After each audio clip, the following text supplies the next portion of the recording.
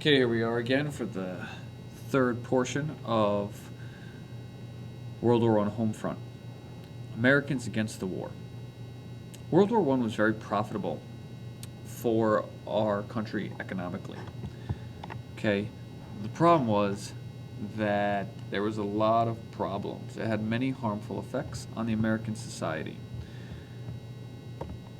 Dissent. Dissent is to differ in opinion or feeling, to disagree.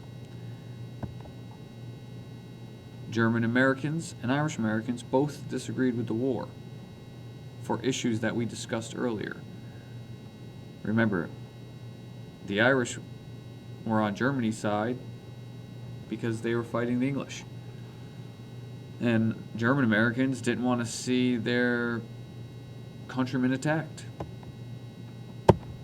Socialists. Socialists were against the war because they believed that the war was just making the rich richer and it was hurting the middle class and lower class.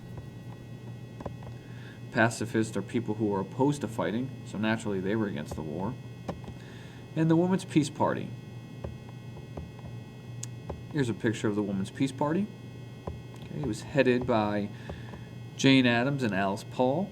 It was also known as the Women's International League for Peace and Freedom, so naturally they were against the war. It was attacked by the 26th President, Theodore Roosevelt. He called them unpatriotic because he believed that you backed whatever your government said. By 1917, the Women's Peace Party had 40,000 members.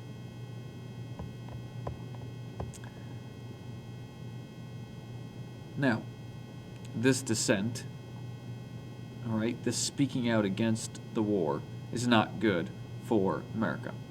So how do you silence it? Well, you portray the people as unpatriotic, that they're not on the same playing field as other Americans who are for the war. They create two acts, the Espionage Act and the Sabotage and Sedition Act. The Espionage Act was released on June 15, 1917. The Espionage Act says it is a crime to convey information with intent to interfere with U.S. armed forces. It is punishable by $10,000 or 20 years in prison. Eugene V. Debs, he speaks out against World War I. He speaks out against the draft, the idea of the draft. He's arrested. He faces trial. He goes to the Supreme Court, and he loses. And he's forced to face 10 years in prison. He goes to jail 1918, 1919, and then due to failing life ailments, he is released by President Harding. I believe that's 1922. Sedition Act is an amendment to the Espionage Act of 1917. A piece of it. Sedition Act said it is a crime to say, print, or write anything negative about the government.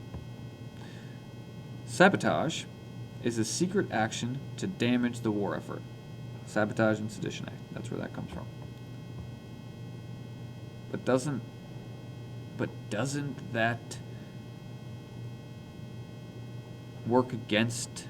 Does that not negate? Does that take away? Does that fail to realize or see the First Amendment of the Constitution? Here's what it says in the Constitution. Congress shall make no law respecting an establishment of religion or prohibiting the free exercise thereof or abridging the freedom of speech or of the press or of the right of people peaceably to assemble and to petition the government for a redress of grievances. Do we know what act is similar to that today? You may not, because it came soon after 9/11, but the USA Patriot Act, uniting and strengthening America by providing appropriate tools required to intercept and obstruct terrorism. It's released on October 26, 2001, 45 days after 9/11. They are allowed to search telephone records, email, financial, and medical records. They are able to detain and deport immigrants. Is that fair?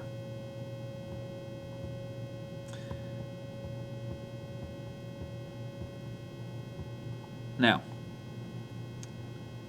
people became very paranoid at this time. They would spy on their neighbors. Okay, they were trying to figure out who was a socialist, who was a pacifist, who was a nationalist, who was actually backing the government. Okay, and it led to many violent outbreaks, lots of fighting. Okay, fighting in the streets, fighting all over the place, in yards, because people did not know who they could trust. It got so bad that they actually changed the names of food that had a German name. Anyone want to take a guess at what Liberty cabbage is? Liberty cabbage. Think about it for a second.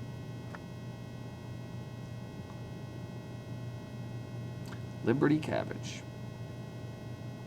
If any of you out there said sauerkraut, you would be correct. What do you think Liberty sausage stood for? Liberty sausage. What did that replace?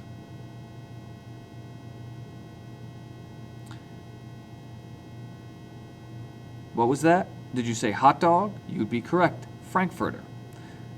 All right. The Maltese cross. Here's a picture on the right. The Maltese cross. Okay. This was the symbol that the Germans used. They used it as medals. They used it as on their planes.